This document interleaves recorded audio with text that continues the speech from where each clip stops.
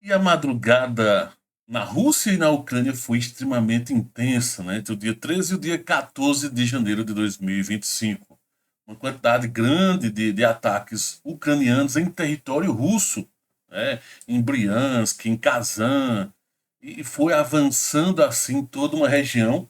Só para você ter uma ideia, só em Briansk foram 31 UAVs, 6 ataques MS e 6 mísseis do tipo Storm Shadow que atingiu a região de Briansk, fora todos os outros UAVs que foram lançados ao longo do território russo.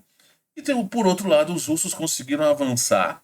Teve alguns ataques violentos próximo a Pokrovsk e aldeias como Terne, Neskutken, lá na região de Donetsk, foram reivindicadas, né, como ocupadas, 100% ocupadas do lado russo.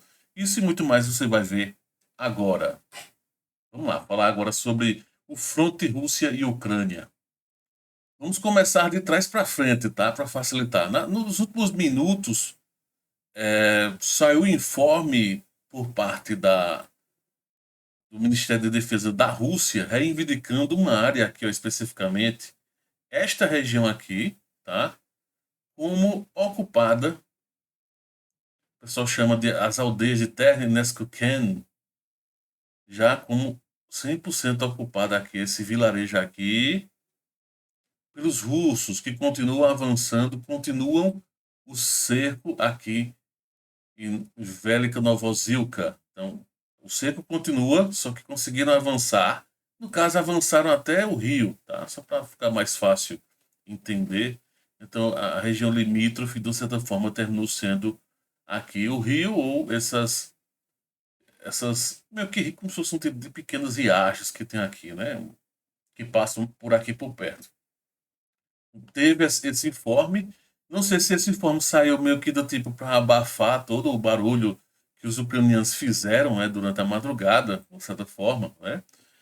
É, mas o fato é então que também o Ministério da Defesa informou, né, trouxe informações de que houve esse ataque lá em Briansk, tá? Foram 31 drones, né, do tipo UAVs, 6 ataques MS, 6 mísseis Storm Shadow, tudo contra alvos na região de Briansk. Segundo os russos, tudo foi abatido. Mas é aquela velha história, né? O pessoal diz, ah, foi tudo abatido. Mas, detalhe, não foi aqui no centro mesmo de Briansk. Esse que está mostrando aqui, esse bombardeio, isso já foi quase 24 horas atrás, tá? E o bombardeio ocorreu mais a noroeste, né, de Briansk mesmo, a capital, né? Essa região aqui, mais a noroeste. Sim, mas voltando. E aí naquele papo, supondo, ah, foi um ataque, supondo que foi, imaginando-se que tudo foi abatido, sabemos que sempre os dois lados gostam de omitir, vamos chamar assim, algumas questões, então é de se imaginar que evidentemente alguns alvos atingiram o chão, né? Principalmente por conta de algumas imagens que apareceram. Já no eixo Kramatorsk, confrontos muito fortes ocorreram em Chasif e Yar, tá? Essa região aqui está bem intenso. É um dos locais que está prestes a cair do lado ucraniano, tá? Os ucranianos estão prestes a perder. Sempre à noite, às 18 horas, nas lives, eu dou uma revisão geral, se houve um avanço considerável ou não, tá? Mas, porque o que, que acontece? Existe uma linha de defesa relativamente forte aqui, ó, ucraniana, na, teoricamente deve estar forte, né? Eu imagino-se que esteja forte. Só que está demorando um pouquinho, está ocorrendo muito um avanço rua por rua aqui. Então, há uma tendência de conflitos mais fortes aqui nessa região, tá? Então, já em Toretsk também ocorreram alguns ataques aqui nessa região de Toretsk, que já foi praticamente, né? Os russos já ocuparam Toretsk e existe toda essa região aqui que os russos estão avançando, tá? Não se dá-se a entender, dava-se a entender que eles iriam mais nessa região ao norte, pegando a T-0516, né, essa rodovia, mas só que não sei se coincidiu ou não, mas só que houve um rompimento de barreira e os russos adentraram aqui nessa região, esses dois vilarejos aqui. E né, vamos ver. Normalmente os ursos não fariam isso, né? Por isso que eu comentei agora. Que achei um pouco estranho, porque normalmente os ursos fariam o movimento de pinça, né? Nessa localidade aqui, que seria lateralizando. Deixa eu só clicar aqui no lápis. Seria lateralizar aqui, né? Então seria esse movimento. Ocorreria esse movimento, né? Só que houve um rompimento quase frontal aqui, né? E eles continuam. Devem ter sentido, devem ter feito os testes. É comum às vezes, né? Eles fazem os testes, faz uma onda de ataque, nessa onda de ataque deve ter perfurado, e aí continuaram avançando, né? Então há essa possibilidade. Na madrugada, então, ocorreu alguns bombardeios na região de Zaporizhia, tá? Não só de Zaporizhia, toda essa região aqui, ó, no Zaporizhia, ocorreu bombardeio também mais para cá, tá? Outro bombardeio aqui também, perto de Kurakov, nessa região aqui. Então teve ataques nessa região mais sudeste e sul do conflito, tá? Teve esses ataques. Outra informação agora do lado ucraniano, os ucranianos conseguiram, né, o 14º Regimento de Sistemas Aéreos Não Tripulados, os chamados drones, reivindicaram um ataque forte, tá, no depósito de combustível. Essa é a segunda vez nos últimos 7 dias, se eu não me engano, que tem ataque nessa região de Saratov. Tá? Deixa eu só contextualizar onde é que está Saratov. Está relativamente perto. Então teve um ataque em Saratov.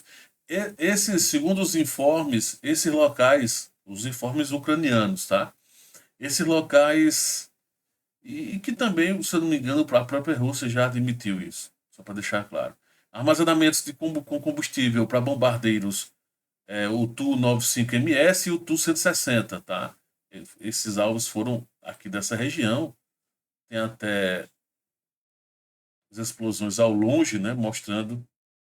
E aí, imagina só, às vezes até um ataque leve de algum drone, mas é uma região com um monte de combustível. O que vai acontecer?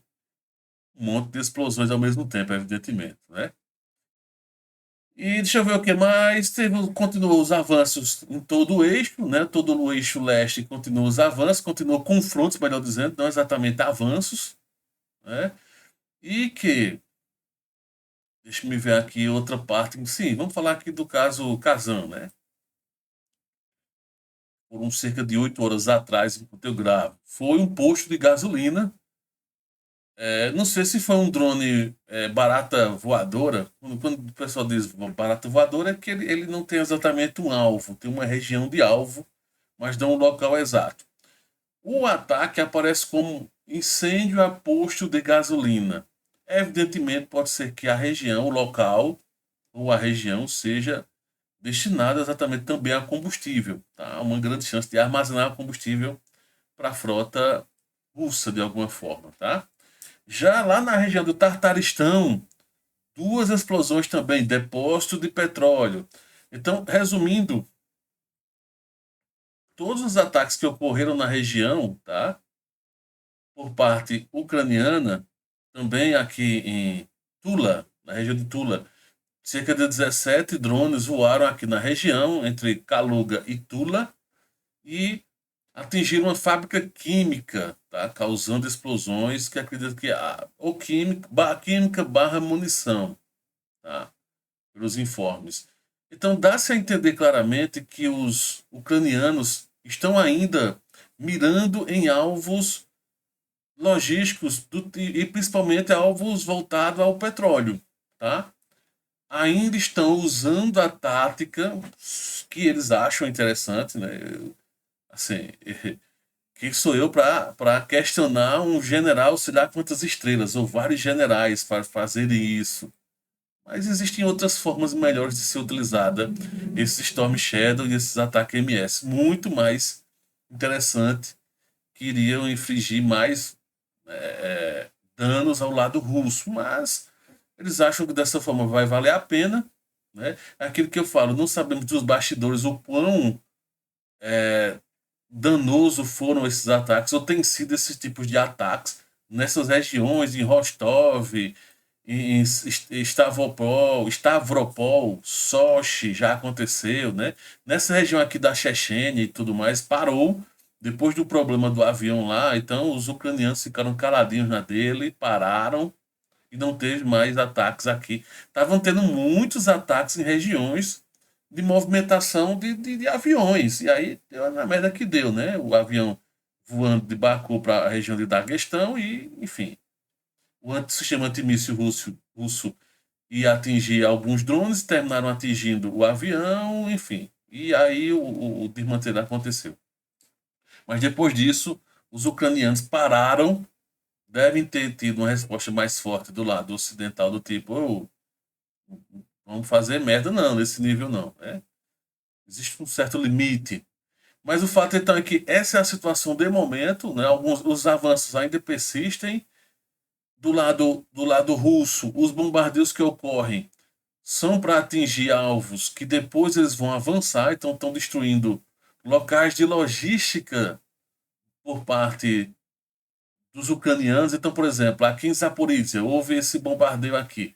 Essa região provavelmente é uma região em que tem ou a criação de alguma fortificação ou presença de depósito, há uma movimentação. Por satélite eles conseguem detectar e ver uma movimentação fora do habitual. E, evidentemente, devem ter espiões que passam a fronteira e se misturam com a população e começam a indicar alguns alvos, tá? Então também tem isso, é normal acontecer.